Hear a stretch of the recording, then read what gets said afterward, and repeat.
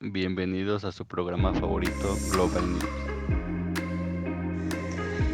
Hoy les hablaremos sobre lo que es una empresa, ya que es una fuente económica muy importante dentro de cada país, y como invitados especiales tendremos a Arturo Elías Ayud y Patricia Armendáriz.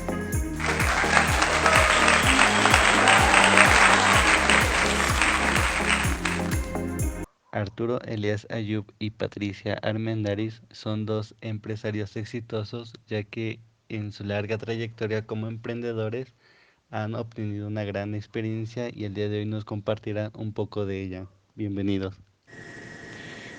Ay, es un placer estar aquí con ustedes y compartirles acerca de mis conocimientos como empresaria. Muchas gracias por estar aquí y acompañarnos en este programa y compartirnos un poco de su experiencia y aprendizaje. Díganos, para ustedes, ¿qué es una empresa? Bueno, pues como todos sabemos, una empresa es una unidad económico-social integrada por elementos humanos, ya sean materiales y técnicos, que tienen el objetivo de obtener utilidades a través de su participación en el mercado de bienes y servicios. Para esto hace uso de los factores productivos como trabajo, tierra y capital. Ok, entonces las empresas hacen uso de los factores productivos. La pregunta es para usted, don Arturo. Compártanos cómo se clasifican las empresas. Así es como se clasifican las empresas: sector primario, sector secundario y sector terciario. Y un favor, no me hable de don, porque no estoy tan viejo como parece. Ok, ya no le hablaré de don. Entonces dígame, ¿cómo se puede clasificar una empresa? Las empresas pueden clasificarse según la actividad económica que desarrollan. Así nos encontramos con empresas del sector primario que obtienen los recursos a partir de la naturaleza, como las agrícolas, pesqueras o ganaderas; del sector secundario, dedicadas a la transformación de bienes como las industriales y de la construcción; y del sector terciario, empresas que se dedican a la oferta de servicio o al comercio. Lo que también yo te puedo aportar es otra clasificación válida para las empresas, es de acuerdo a su constitución jurídica. Existen empresas individuales, las que solamente pertenecen a una sola persona, o también existen las societarias, ya que estas son conformadas por varias personas. En este último grupo, las sociedades a su vez pueden ser anónimas, de responsabilidad limitada, esto es muy importante, y de economía social, cooperativas, entre otras. Así es como lo dice Patti. Las empresas también pueden ser definidas según la titularidad del capital. Nos podemos encontrar con empresas privadas. Su capital está en manos de particulares. Las empresas públicas, controladas por el Estado; y las empresas mixtas, el capital es compartido por particulares y por el Estado; y las empresas de autogestión, el capital es propiedad de los trabajadores. Muchas gracias, Arturo. Nos queda claro esa parte de los tipos o clasificación de las empresas. Ahora nos puedes hablar un poco acerca de la historia y de la evolución de la empresa. Claro que sí. Recordemos que entre los siglos XVII y XVIII serán recordados como aquellos en los que se instauró el capitalismo mercantil, el cual tenía su principal razón de ser en el comercio como la actividad económica básica. En este contexto surgió la empresa comercial, que era una unidad organizada que se dedicaba principalmente a desarrollar el comercio internacional. Sí, exactamente, Arturo. Además, fue en esa época cuando se desarrolló fuertemente la actividad bancaria, la cual basaba su actividad principal en financiar las campañas bélicas de las potencias de la época. Las compañías de las Indias son las primeras sociedades comerciales de las que se tiene noticia. El objetivo de las mismas no era otro que comercializar con territorios muy alejados de Europa y que por primera vez abrían sus puertas al mundo comercial. El capitalismo industrial en el siglo XIX, los sistemas económicos se dejaron llevar por los efectos de la revolución industrial, gestada durante el siglo anterior. Esta impulsó un tipo de actividad económica no tan simple como la anterior, sino muchísimo más compleja. En este contexto nacieron las llamadas empresas industriales, que como su propio nombre lo indica, se dedicaban básicamente a la actividad transformadora, de forma que la mayoría de empresas de la época eran fábricas, cuya razón de ser básicas eran la de comportarse como unidades económicas de redes de producción. Las fábricas supusieron una transformación total de los procesos productivos de la época. El trabajo se volvió más mecánico que manual y eso trajo consigo la necesidad de cada vez más operarios en las empresas. Los pequeños talleres artesanos fueron desapareciendo poco a poco y su actividad se trasladó a las propias fábricas. El crecimiento económico de las empresas de esta época se aceleró y se gestaron las primeras grandes sociedades, así como mercados monopolistas y oligopolistas en los que una o pocas empresas se repartían la cuota total del mismo. Nos encontramos después con un contexto del capitalismo financiero que a principios del siglo XX la producción deja de ser la única preocupación de las sociedades. El crecimiento de las empresas había sido tal que por primera vez en la historia se plasma la necesidad de diferenciar entre las figuras del empresario y de los dueños del capital. Asimismo, este contexto, la empresa deja de ser exclusivamente una unidad de producción para convertirse en una unidad financiera y de decisión. Asimismo, el capital surge de la necesidad de encontrar nuevas fuentes de financiación, ya que las empresas necesitaban un mayor volumen de capital para incorporar las innovaciones tecnológicas y para lograr la concentración del mercado en manos de grandes carteles, trusts y holdings empresariales. Asimismo, se crean las necesidades del capital, ya que éstas trajeron consigo el desarrollo del crédito bancario. Además, para conseguir los grandes capitales de las empresas necesitaban para poder ser variables, las personas se agrupaban, pues naciendo de este modo las sociedades anónimas, cuyo capital se dividía en acciones que se compraban y vendían en las bolsas de valores.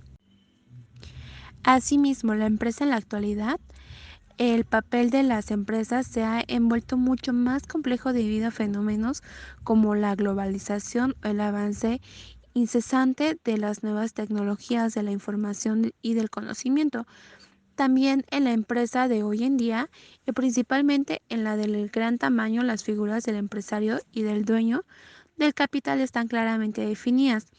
Por ejemplo, las empresas actual integran un conjunto de factores de producción, recursos naturales, personas y capital, que han de ser organizados por el empresario y dirigidos por la obtención de unos objetivos empresariales, como asegurarse de la obtención de un beneficio, pero sin olvidar su responsabilidad social con el entorno que rodea y condiciona su actividad. Entonces ahí es cuando surge la evolución. Y como ya lo dijo Arturo, o sea, primero empezó con el mercantilismo, después con el capitalismo y ahorita y hoy pues ya la empresa no es por tanto un ente aislado, sino que forma parte de un entorno mucho más complejo que de esta forma por elementos interrelacionados entre sí y con la propia empresa sobre los cuales ésta tiene como escasa o nula influencia, pero que coincidan su actividad.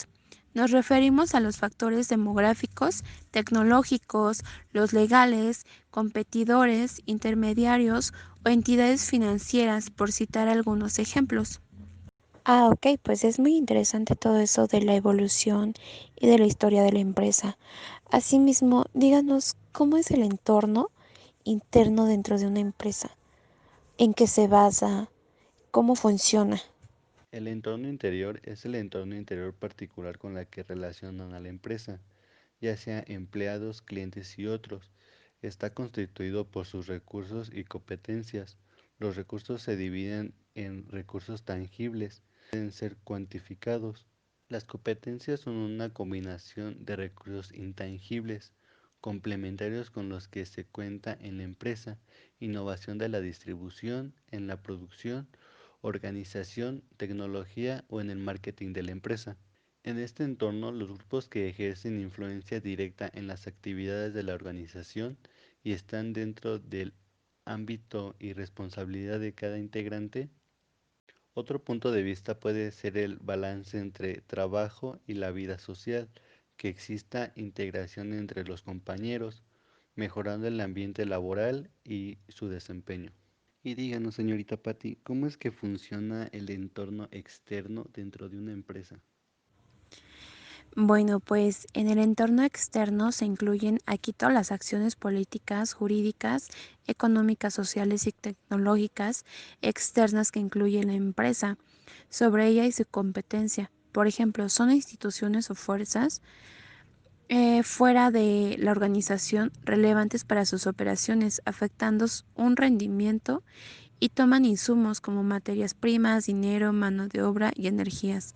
Los transforman y después los regresan en forma de productos o servicios para la sociedad a la que atienden. Asimismo, aquí se dividen en dos partes.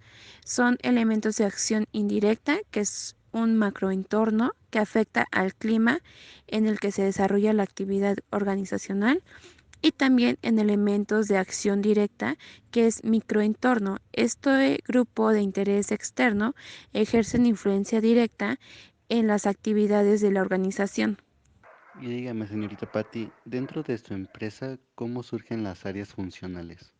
Bueno, en el tema de áreas funcionales, te puedo decir que yo soy la responsable del departamento de marketing de mi empresa. Me ha entrevistado una persona de recursos humanos y los de financiación han denegado el crédito. Es muy habitual escuchar frases similares a estas cuando se hace una alusión al ámbito empresarial. Las actividades de una empresa se agrupan en lo que llamamos áreas funcionales o funciones. Estas son las que se enumeran porque las actividades empresariales se agrupan en estas áreas. Por ejemplo, el esquema de elaboración propia. La producción supone tanto el aprovisionamiento de los factores productivos, que son las materias primas, mercancías, energía, servicios externos, etcétera, como su posterior transformación de bienes y servicios capaces de satisfacer las necesidades. También está la comercialización. Una vez producido el bien, tiene que llegar hasta el consumidor a través de su comercialización y distribución. Esta función se conoce como marketing y es fundamental en la actualidad, ya que las empresas tienen que llamar la atención de los consumidores para destacar por encima de la competencia. Asimismo, dentro de los recursos humanos, va a organizar, va a organizar y gestionar el personal de la empresa. Es decir, se encarga de la selección, contratación, formación y motivación de los trabajadores. Y también está la financiación, que gracias a esta función, la empresa capta los fondos necesarios para el funcionamiento de la empresa y realiza las inversiones necesarias, es decir, dirige las fuentes de financiación hacia los recursos para los que se destinan. También está la administración, que es una fuente importante dentro de una empresa, ya que se refiere a la organización de la empresa en su conjunto. Se encarga de repartir tareas y niveles jerárquicos, de asignar responsabilidades, etcétera. También nos referimos a esta labor como la función de dirección. Y por último está la investigación de desarrollo e innovación, que hoy en día el desarrollo tecnológico es una función vital para el futuro de las empresas con su objetivo de mejorar los procesos productivos, pero también se incluyen en esta función cualquier innovación en el resto de funciones se suponga una mejora de la empresa. No todas las empresas cuentan con estos 6 tipos de departamentos. En una empresa de servicios como puede ser un banco, El departamento de producción de la investigación, el desarrollo e innovación no tiene cabida. Señorita Patti, ¿me puede decir cuáles son los actores de la empresa y qué funciones tienen? Claro que sí, muñeco. Mira, los principales actores que conforman a una empresa, por una parte, son los promotores del emprendimiento, ya que estos se encargan de generar y potenciar la ilusión por emprender. Asimismo, sus iniciativas son acciones relativas a convocatorias de concursos e ideas con financiación como premio. Por otra parte, están los financiadores.